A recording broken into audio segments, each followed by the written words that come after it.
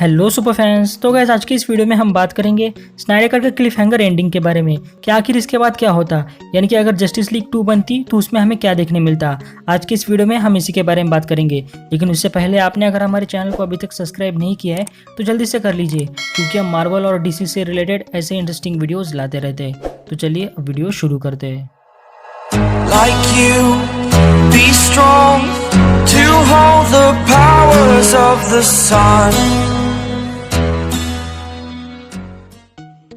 तो guys finally हमें Jack Snyder की जस्टिस लीग देखने मिली, और क्या मूवी थी, जिसमें जबरदस्त एक्शन सीक्वेंसेस, ब्यूटीफुल विजुअल्स और स्टोरी लाइन भी काफी अच्छी थी। इसमें हर एक कैरेक्टर्स के साथ जस्टिस किया गया, और साथ ही में इस मूवी की एंडिंग, यानी कि जिस क्लिफ हैंगर एंडिंग के बारे में डायरेक्टर जैक स्नाइडर बात कर रहे थे वो यही थी, जो कि डायरेक्टली सेटअप करती जस्टिस लीग 2 को।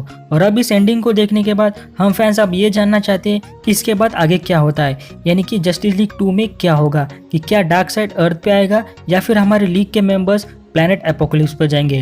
तो इन सारे सवालों के जवाब आपको आज की इस वीडियो में मिल जाएंगे। तो चलिए स्पॉयलर्स का ध्यान रखते हुए वीडियो अब फाइनली शुरू करते हैं। तो गाइस मैं जो आपको यहाँ पर डिटेल्स बताने वाला हूँ ये जस्टिस लीग 2 के स्टोरी बोर्ड से रिवील हुई है, जो कि जस्टिस लीग के एग्जीबिशन में रखी गई थी। और यहाँ पर जस्टिस लीग 2 के साथ साथ जस्टिस लीग 3 की भी काफी सारी स्टोरी डिटेल्स आपको यहाँ पर मिल जाएंगी। तो इसी स्टोरी बोर्ड्स के अकॉर्डिंग जस्टिस लीग 2 की शुरुआत होती है पार्ट 1 के खत्म होने के 3 हफ्ते बाद, जहाँ पर एक नेचुरल डिजास्टर हुआ है, जहाँ पर इसके कारण दुनिया भर में काफी बड़ी तबाही हो चुकी है।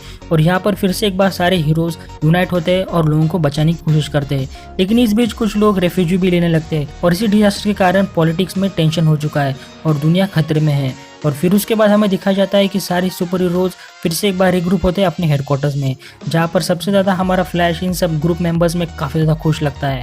और दूसरी तरफ हमारा एक्वामैन अभी भी परेशान है, क्योंकि सारे 7 किंगडम्स अभी भी यूनाइट नहीं हुए हैं। और इसी चीज़ को रिलेट करती है हमारी वंडर वुमन, जहाँ पर वो कहते हैं कि मैं तुम्हारा दर्द समझ सकती हूँ। और फिर लीग के सारे मेंबर्स अपनी इंडिविजुअल लाइफ में वापस चले जाते हैं। तो दूसरी तरफ हमें दिखाया जाता है कि बैटमैन को पता चल चुका है कि लेक्स लूथर अपनी जेल से भाग चुका है, और यहाँ पर वो उसे ट्रैक करने की कोशिश कर रहा है। और तभी अचानक वहाँ पर आ जाती है लुइस लेन, जहाँ पर वो कहती है कि यहाँ पर वो भी उसकी मदद करेगी लेक्स को ढूंढने में।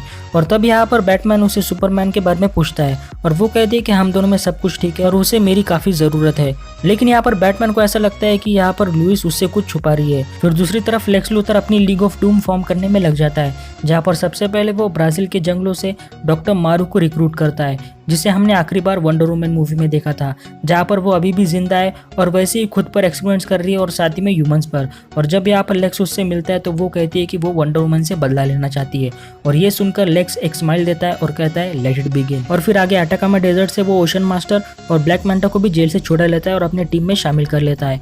और यही प्लान था ओरिजिनली जो हमें एक्वामैन मूवी में भी देखने मिलने वाला था, लेकिन ये प्लान्स को चेंज कर दिया गया। और ऐसे ही चेंजेस का सामना करना पड़ा द फ्लैश मूवी को, जो कि ओरिजिनली 2018 में रिलीज होने वाली थी, जहां पर लियोनार्ड स्नाट को इस मूवी से इंट्रोड्यूस किया जाता। और फिर आगे जस्टिस लीग 2 में लेक्स उसे अपनी इस लीजन ऑफ डूम में शामिल कर लेता। फिर आगे हमें लुइस लेन और सुपरमैन के बीच में एक हीटेड आर्गुमेंट देखने मिलता है, जहां पर सुपरमैन उससे कहता है कि तुमने मुझे बताया क्यों नहीं कि तुम प्रेग्नेंट हो। और यहाँ पर लुइस कहती है कि ऐसा कुछ नहीं है। यहाँ पर सुपरमैन कहता है कि तुम्हें मुझसे डरने की कोई जरूरत नहीं है, मैं तुम्हें हर्ट नहीं करूंगा, तुम मुझे सच बता सकती हो। लेकिन इस पर लुइस कहती है कि ऐसा कुछ भी नहीं है, और वो वहाँ से चली जाती है। फिर दूसरी तरफ प्रिंसेस डायना अपने घर यानी कि थेमस्केरा जाने के बारे में सोचती है, और साथ ही में इस बात से भी कंसर्न है कि क्या उसे वापस अपने घर आने दिया जाएगा या फिर नहीं। फिर आगे यहाँ पर सेंट्रल सिटी के कोर्ट हाउस में बैरी के फादर के ऊपर हेयरिंग शुरू है, जहाँ पर साइबॉर्ग, आयरिस और ब्रूस वेन के कुछ लॉयर्स के हेल्प के कारण शायद कुछ ऐसे सबूत मिले जिसके कारण शायद बैरी के फादर रिहा हो सकते हैं, और इसी के ऊपर हेयरिंग शुरू है। फिर ये स्टोरी हमें आगे ले जाती है अंडर वाटर यानी कि एटलांटिस में, जहाँ पर मीरा और एक्वामैन एक काफी वायलेंट बैटल में एंगेज हुए हैं। और ये बैटल चल रहा है द लास्ट किंगडम के साथ, यानी कि जिसे द अनसीन कहा जाता है, और जिसके बारे में हमें एक्वामैन मूवी में भी पता चला था, जो कि अभी भी बाकी किंगडम के साथ यूनाइट नहीं हुआ है। और ये फाइट उसी के लिए चल रही है। फिर दूसरी तरफ बैटमैन को लीड मिलती है कि लेक्स लूथर किसी रिमोट टाउन में छुपा हुआ है, और यहाँ पर वो कैसे तैसे वहाँ पर पहुंच जाता है।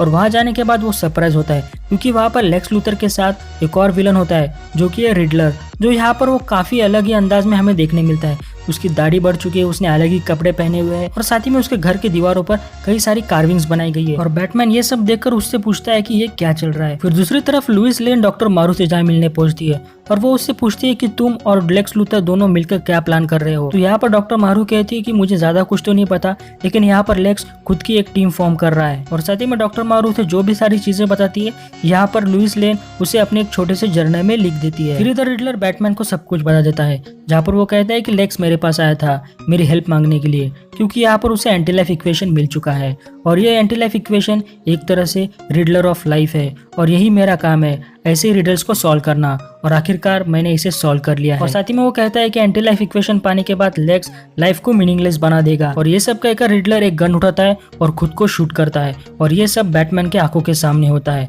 और ये सब देखकर वो काफी ज्यादा शॉक हो जाता है। और दूसरी तरफ यहाँ पर प्रिंसेस डायना अपने घर यानी कि थेमेस्केरा पहुंच चुकी है और उसके घर पहुंचने पर पूरे अमेज़न्स में एक सेलिब्रेशन का माहौल बना हुआ है। और इधर यहाँ पर एटलांटिस में ये बैटल पूरी तरह से खत्म हो चुका है और पूरे 7 किंगडम्स अब फाइनली यूनाइट हो चुके हैं।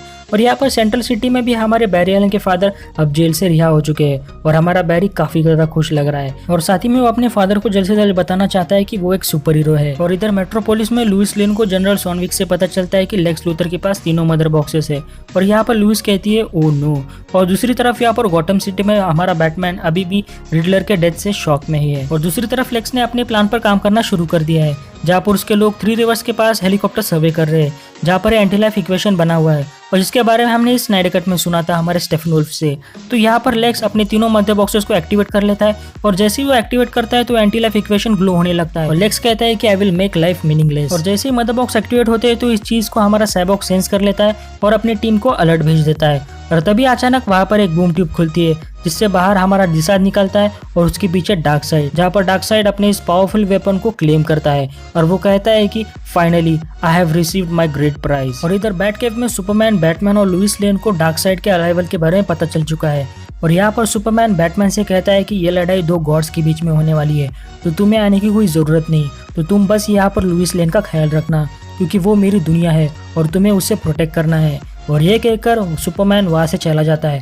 फिर उसके बाद यहाँ पर लुइस लेन और बैटमैन के बीच में एक आर्गुमेंट होती है, जहाँ पर बैटमैन उससे कहता है कि तुम प्रेग्नेंट हो और यहाँ पर लुइस उससे कहती है कि हाँ लेकिन तुम उसके पिता नहीं हो। लेकिन यहाँ पर लुइस उससे और भी कुछ कहना चाह रही थी, यानी कि लेक्स लूथर के पूरे प्लान के बारे में, लेकिन बैटमैन उसकी कोई भी बात नहीं सुनता। फिर दूसरी तरफ यहाँ पर 3 रिवर्स के पास लेक्स लूथर और डार्क साइड के बीच में एक कॉन्वर्सेशन चल रहा होता है, जहाँ पर डार्क साइड यहाँ पर लेक्स लूथर को एक्नॉलेज करता है कि तुम्हारे वजह से मुझे एंटी लाइफ इक्वेशन मिला। और यहाँ पर लेक्स डार्क साइड से कहता है कि you have the power to kill Superman. लेकिन यहाँ पर डार्क साइड कहता है कि मैं उसे मारना नहीं चाहता बल्कि वो मेरे लिए काम करेगा। और तब यहाँ पर लेक्स उससे कहता है कि द गर्ल यानी कि लुइस लेन वो एक तरह की उसकी एक कमजोरी है, तो अगर तुम उस गर्ल को हासिल करोगे तो यहाँ पर सुपरमैन तुम्हारे लिए कुछ भी करेगा।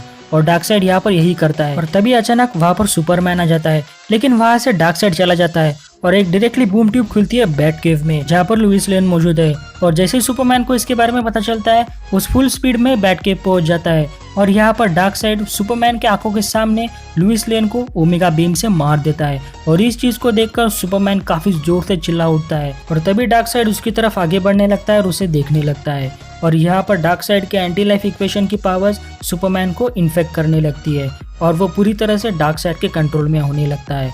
और इस चीज को दूर से देखता है हमारा बैटमैन और हमें उसके चेहरे पर डर भी नजर आता है। तो दूसरी तरफ लीग के मेंबर्स के ऊपर भी हमला होता है, जहाँ पर लेक्स के लीजन ऑफ डूम के विलन्स ने बाकी सारे मेंबर्स के ऊपर हमला कर दिया है, जहाँ पर सबसे पहले डॉक्टर मारू ने थेमेस्केरा पर एक केमिकल गैस छोड़ा है, जिसके कारण सारे अमेज़ोनियंस मारे जाते हैं और साथ ही में वंडर वुमन भी। और एटलांटिस में जब आर्थर कर की कोरोनेशन सेरेमनी हो रही होती है तो यहाँ पर ओशन मास्टर और ब्लैक मैंटा उसे मार देते हैं और साथ ही में मीरा भी काफी बुरी तरह से घायल हो जाती है। और इधर सेंट्रल सिटी में लियोनार्ड स्नैप फ्लैश को काफी बुरी तरह से घायल करता है और साथ ही में जब यहाँ पर साइबॉर्ग फ्लैश की मदद कर रहा होता है तो यहाँ पर साइबॉर्ग का एक मेटल आर्म उसके बॉडी से डिटैच हो जाता है। फिर आगे बैटमैन जैसे तैसे अपने बैट केव में पहुंचता है और उसकी आंखों के सामने वही सीन है जब यहाँ पर डार्क साइड ने कैसे लुइस लेन को मारा था और साथ ही में सुपरमैन कैसे पूरे डार्क साइड के फुल कंट्रोल में आ चुका है। और इधर लेक्स लूथर को ऐसा लगता है कि वो जीत चुका है और तभी अचानक उसके सामने आ जाता है सुपरमैन, जो कि फुल रेज में है और उसकी आंखें ग्लो कर रही है। और यहाँ पर लेक्स लूथर जोर से चिल्लाते हुए कहता है नो, और तभी अचानक स्क्रीन ब्लैकआउट हो जाती है। और इसी के साथ ये मूवी यही खत्म हो जाती